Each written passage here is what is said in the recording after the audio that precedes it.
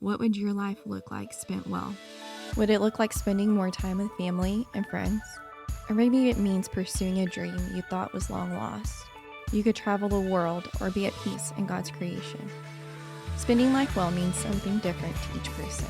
Our goal is to help people spend life well by helping them align their values and financial life. That could mean tackling debt, teaching your kids and grandkids about finances, beginning to invest, preparing for retirement, and everything in between.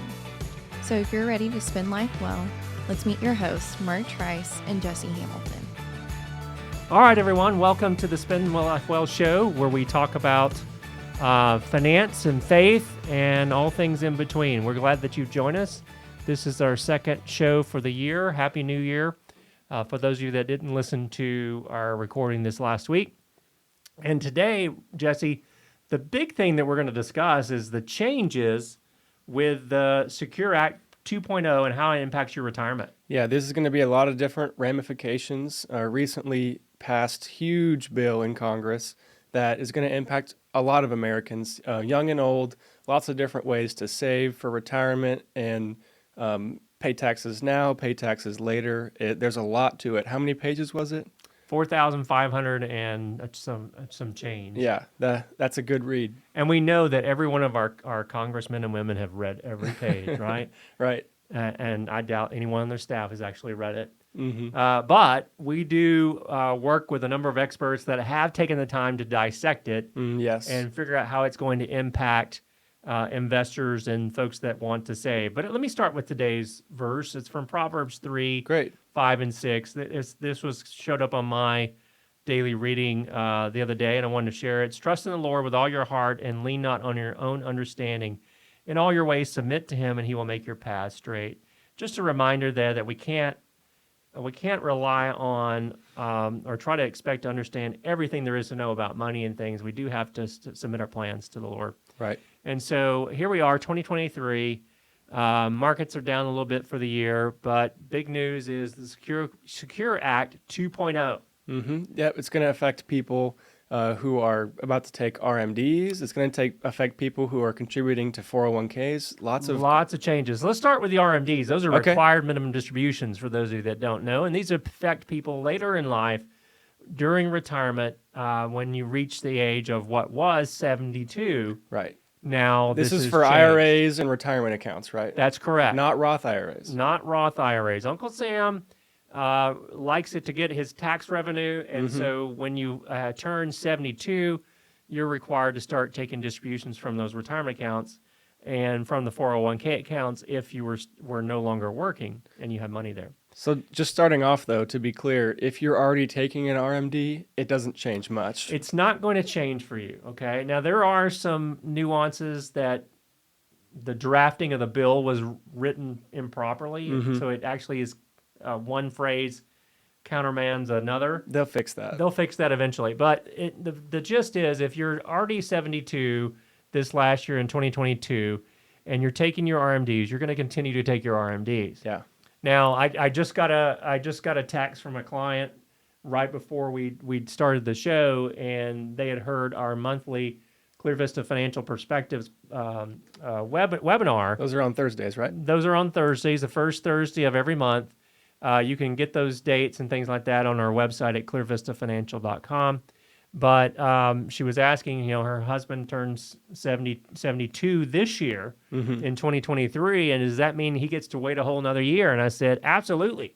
Yeah. You don't have to start taking RMDs now if you haven't started already taking them until you turn the year that you turn 73. Which is funny because they've been working so hard on this, yet those people get a gap year, and there's not going to be revenue for them for the IRS this year. That's true. But don't worry, They'll the get Congress will get their money. So if you turn 72 this year in 2023, you get to wait another year until the year that you turn 73. That's a big change. Ultimately, the RMD age is going to kick back to 75, but it's going to go in phases. That's over 10 years. Yep, over a period of time. And over, if you're born after 1959, your RMD age is now going to be 75. Yeah. Okay, so that's the biggest thing there, and people should pay attention to that because a lot of places have not got the information yet as to what they need to do with RMDs. So before you start taking RMDs this year, talk to your financial advisor. You can give us a call as well, and just click on the website there and we get our contact info. Another big change, Jesse, has been the required minimum distribution penalty relief. Right. It used to be 50% of what you were supposed to take out, which could be a large amount of money that would be extremely painful to pay. That's been reduced to 25%, and it goes even further than that if you correct it quickly. Yeah, if you found you made a mistake and you contact the IRS and fix it, then they're not going to charge you but 10% penalty. Now, in the past, if we found people made a mistake that first year, because that's usually when it happens, or maybe you were ill or in the hospital at the end of one calendar year and you just didn't have time to do it, there is a waiver you can do there. But that penalty's been dropped quite a bit. The third thing that's a big change that we saw with the Secure Act 2.0 was kind of a shot in the arm for employer-sponsored plans. So starting in 2025, companies that set up a new 401k or a new 403b plan will be automatically required to enroll employees at a rate between 3% and 10% of their salary. Wow. So what this is automatic enrollment. Yes. And that hasn't always been the case in the past. Your employer had to make it automatic enrollment, and you had to unenroll if you don't want to do it, but now it's automatically because of the legislation. So new legislation also allows for automatic portability, which will encourage folks in low balance plans to transfer their retirement account to a new employer sponsor account rather than cash it out. Now, this was a big deal because the current law says if you're under in your 401k and you leave that workplace, if it's under $5,000, they can just cash it out for you, the employer, and send you the money. Now, this says they can't do that. It encourages you to take it somewhere else. Yeah, it encourages people to combine accounts and start saving money. We see people, especially people who move jobs a lot. This happens. Now, there's some other little things too. Employers are now allowed to offer gift cards or small cash payments to encourage you to sign up for the retirement plan. We still got to work out the details. Yeah, that's a little bit vague. And too bad, everybody here at Clear Vista Financial has already started one, so no gift cards. No gift cards for you. Sorry about that. Also, the fourth big change is an increase in catch-up provisions. In the Secure Act 2.0, it increases catch-up contributions for those between 60 and 63 from $6,500 in 2022 to $7,500 in 2023 if you're 50 or older. Okay, $1,000, which makes sense if you're between the ages of 60 and 63. You are older than 50, right? Yeah. Yeah, we got that one. Okay, so now the big change there is those catch-up contributions are now going to be indexed to inflation. So every year, the amount that you can catch up on after the age of 50 is going to increase with whatever the inflation rate is for that particular year. That hasn't been the case. That makes a lot of sense to me because as things get much more expensive, you're able to save more in that way. Right. So like the catch-up contributions right now before 2020 in 2022, they've been capped at $6,500 for some time. Many years. Yeah. Now the big thing here is this is a big change, and I think this one's actually good. Catch-up dollars that you contribute must be made into a Roth IRA or a Roth 401k portion, unless your wages are below $145,000, then you have the option. So pay tax now on it. That's right, and that's where Congress is going to generate some of the revenue they need to offset some of these other delayed RMDs and things. Another big area, number 5, charitable contributions. Starting in 2023, the Secure Act 2.0 allows a one-time $50,000 distribution into charities through charitable gift annuities. Now, this is a little bit complex. You need to be over 70 and a half, and if you do it, and it's your RMD age, that $50,000 limit will count towards that year's RMD. Yeah. But that's a little bit different because it also they had charitable gift annuities and things. There's something that's a little bit more complex we're not going to talk about on the show. If you'd like to contact us about that, we can help you with those questions. Yeah, it gets much more complex than we could cover today. Exactly In the time that we have. All right, so charitable contributions also are going to be the annual max for charitable contributions right now is $100,000, and that's going to be indexed for inflation beginning in 2023 as well. So if you are one of those, we love it when people give money from their IRAs to their favorite church or charity. those qualified charitable distributions are going to be increasing with inflation. They're indexed with inflation starting in 2023. It's great that the IRS is recognizing the impact of inflation on everybody. Yeah. And making adjustments for us. Yes. Now, starting in 2024, there's an option for employers that are allowed to match student loan payments made by their employees.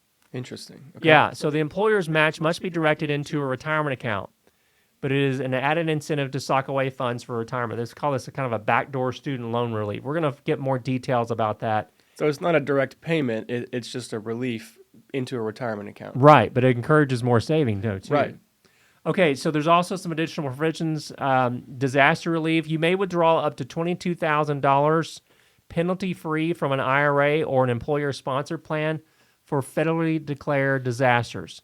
Now, this is like if you're in the federal government declares a hurricane zone, a federal disaster area, you can pull out money from your retirement account without the 10% penalty. That's higher than the other article I read, but you're still going to pay tax on it. You just don't have penalty, right? That's correct. That's correct. So also help for survivors. Victims of abuse may need funds for various reasons, including cash to extricate themselves from a difficult situation. The Secure Act 2.0 allows a victim of domestic violence to withdraw the lesser of 50% of an account or $10,000, whichever is greater, penalty-free. That's great. Still got to pay tax, but Right. still penalty-free. So that saves some money for folks in that situation.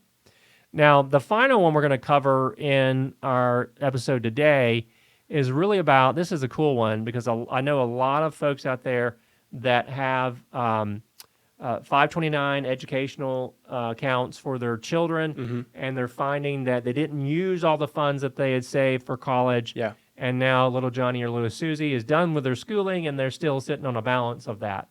Normally, right now, what would happen is that you could withdraw that money, but you would pay a 10% penalty on that because it wasn't used for educational purposes. Right. Well, starting in 2024, and this is subject to annual Roth contribution limits, assets in a 529 plan can be rolled into a Roth IRA.